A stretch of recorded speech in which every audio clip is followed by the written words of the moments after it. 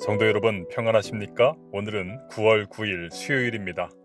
오늘도 생명의 하루를 허락해 주신 하나님께 감사드립니다. 주님의 말씀과 함께 기쁨, 감사, 은혜 풍성한 하루 되시기를 바랍니다. 오늘 우리가 함께 묵상할 하나님의 말씀은 예레미야 30장 2절입니다. 이스라엘의 하나님 여호와께서 이와 같이 말씀하여 이르시기를 내가 내게 일러준 모든 말을 책에 기록하라. 아멘. 예레미야는 이스라엘 역사 가운데 참 가슴 아프고 절망적인 시대를 살았습니다. 나라는 힘을 잃었고 바벨론에게 멸망당했습니다.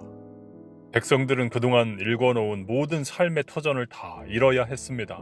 집, 친구들, 가족들, 예배드리던 성전마저 허물어졌습니다.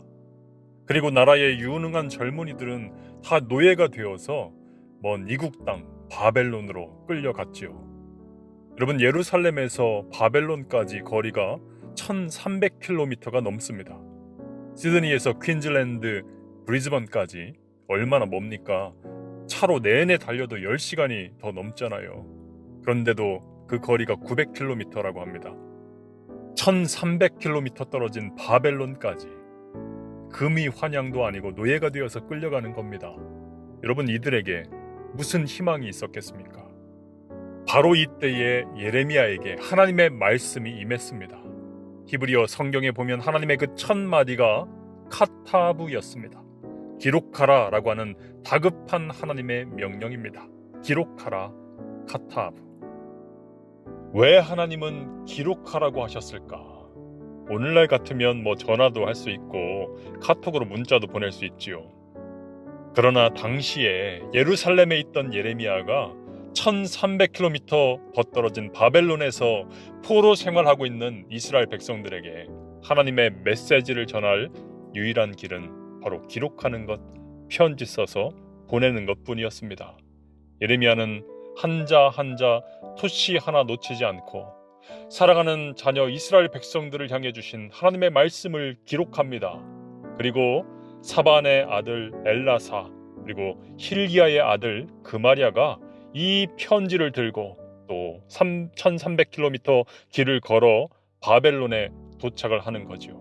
백성들이 다 모였습니다. 예레미야의 편지가 낭독됩니다. 그 편지의 핵심 내용이 10절입니다. 그러므로 내 종 야곱아 두려워하지 말라. 이스라엘아 놀라지 말라. 내가 너를 먼 곳에서 구원하리라. 포로된 땅에서 내 자손을 구원하리라. 야곱이 다시 돌아와 평화를 누릴 것이다. 안전을 얻을 것이다. 너를 두렵게 할 자 아무도 없을 것이다. 이 하나님의 약속의 말씀을 듣는 이스라엘 백성들 어떠했을까요? 참으로 놀랍게도 이 말씀을 들은 이스라엘 백성들 중에는 말씀에 힘을 얻고 이 약속이 성취되는 감격을 누렸던 사람들이 있었습니다. 다니엘, 에스라, 느헤미야 같은 사람들입니다.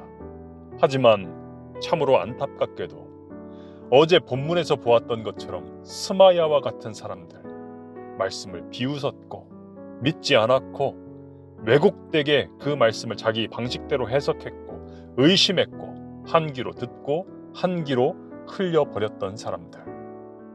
그들은 바벨론 문화에 흡수되었죠. 그리고 그 땅에 묻혀버렸습니다.